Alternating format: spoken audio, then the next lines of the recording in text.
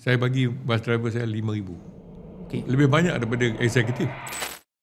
The first mile and the last mile. Baik, Datuk. Kita missing that.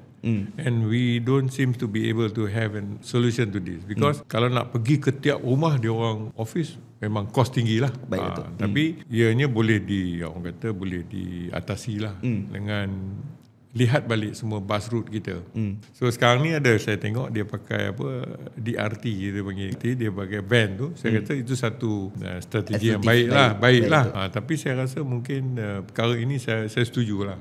Bahawa dekat Jepun dia boleh solve dia punya problem ya. Dari segi transportation, bus banyak. Bus punya problem ni saya faham lah. Nak jaga bus driver, nak jaga dia punya punctuality, nak jaga dia punya disiplin dan sebagainya memang susah. Tapi saya rasa mereka kurang bagi insentif.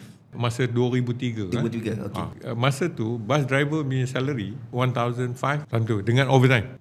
Saya bagi bus driver saya 5,000. Okay. Lebih banyak daripada eksekutif.